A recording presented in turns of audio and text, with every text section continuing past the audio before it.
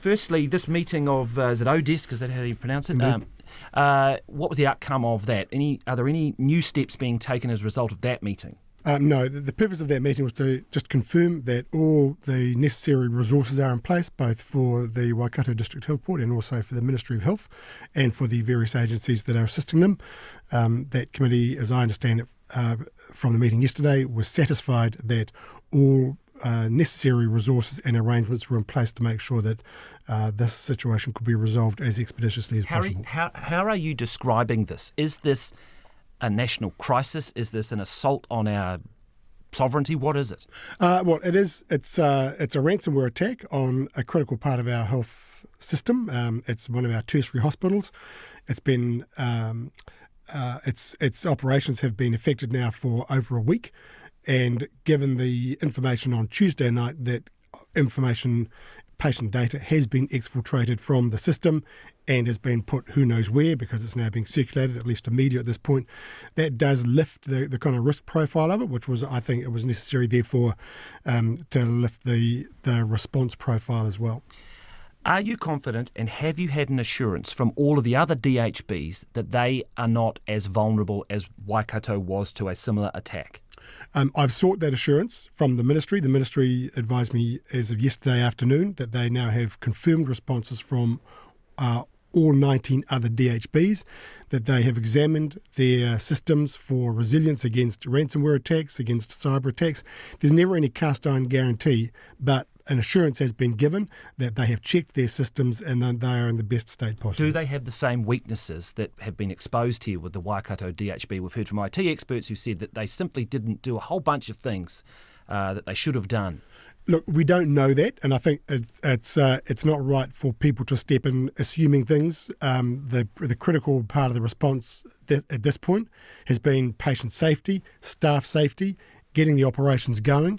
Now we're in the recovery phase. Then there'll be a review phase, and it won't be until a review is conducted we'll know what state the system was in before the attack happened and what has happened since. Because we did know that, because there was an IT audit carried out in 2020, a stock take, which pointed out a lack of technical support for data security, raised a number of concerns. This was made clear to the Ministry last year. So it is now 2021, and one of the critical things you want to know is, were all the routine maintenance things done? Were the patches being applied as required by vendors and others? Were the system upgrades as required being made? Had steps been taken in response to what was found in 2020 and in previous years as well? We don't know, because we won't get to the review phase until the recovery phase is completed. So we need to do that. So look, there will be plenty of fools wanting to step in where angels fear to tread. I say, don't be so hasty. Let's go on the basis of the facts. We will know the facts once a review has been conducted. Well, you're talking about Daniel Ayres here, aren't you, who called for your resignation because he says you're GCSB Minister as well as Health Minister. You should have prepared for this. I could not imagine a more foolish statement. Why is that? I don't run the country's IT systems. We have literally tens of thousands of them.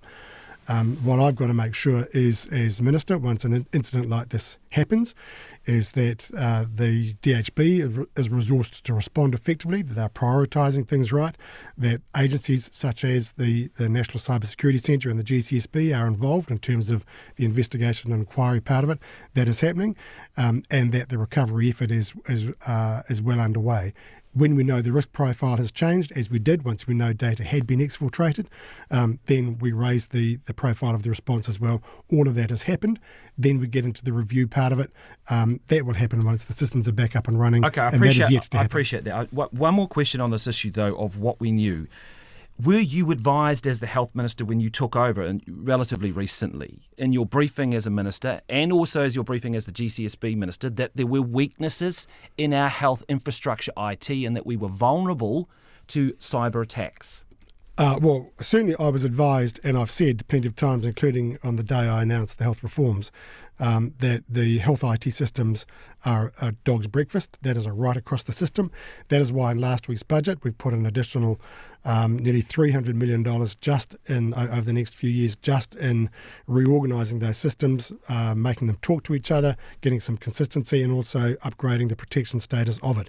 We know there are problems with it. That's why we've made the investment. This comes on the back of years, frankly, of underinvestment by a previous government, not just in IT, but in all sorts of health infrastructure. We are in catch-up mode. Okay.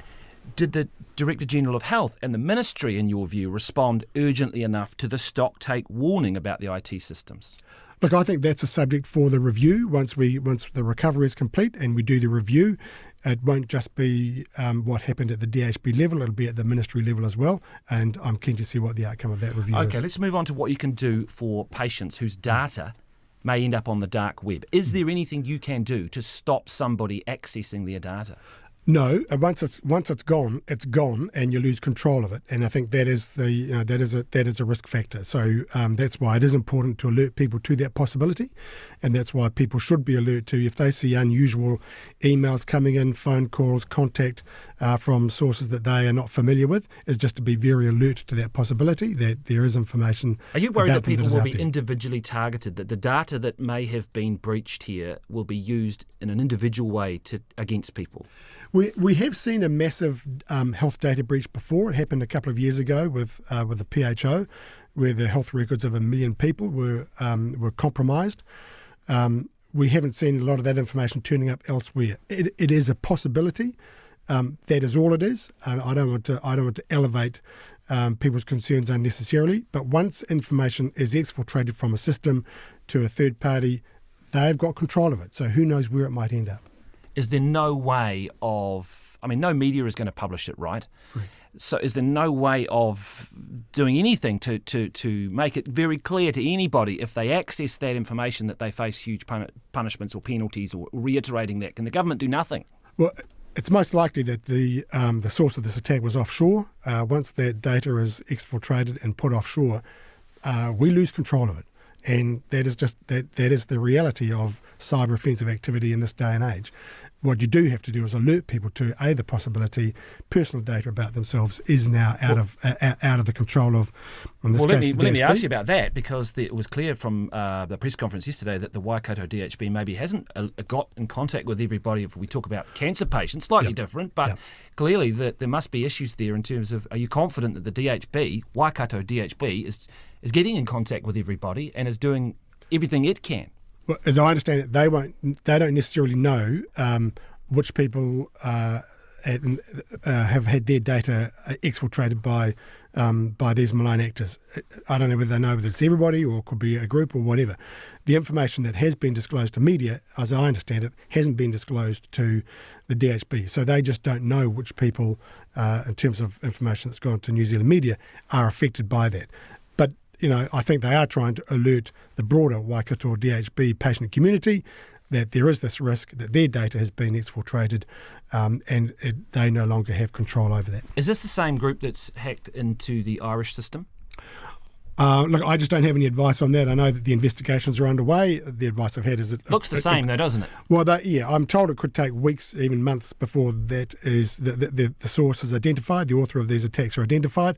I just don't have that information at this point. Finally, as Health Minister, the issue around cancer patients having to go to Australia will be hugely distressing for many of those people. Is there any way you can make the New Zealand system work to absorb those pressures? And that is what is happening. That's why I'm very pleased that Diana Safati, the head of the Cancer Control Agency, is up there today now taking a bit of control over that. I think some people got a bit ahead of themselves. The priority right now is for those who need treatment and can't get it at Waikato is to try and find places in the rest of the New Zealand system to provide that help. There is a possibility that some may need to go to Australia. That is very much a last resort, and we would want to avoid that if at all possible. They'll get full help. They'll be able to support people with them. They'll get the assistance they need. They'll be properly supported. If people have to go to Australia, they won't be going there on their own. They'll be properly supported to do so. But we know that is disruptive and doesn't conduce to the best results. So we want to make sure that if wherever possible, if their treatment can't be done in Waikato, it'll be done somewhere else in New Zealand.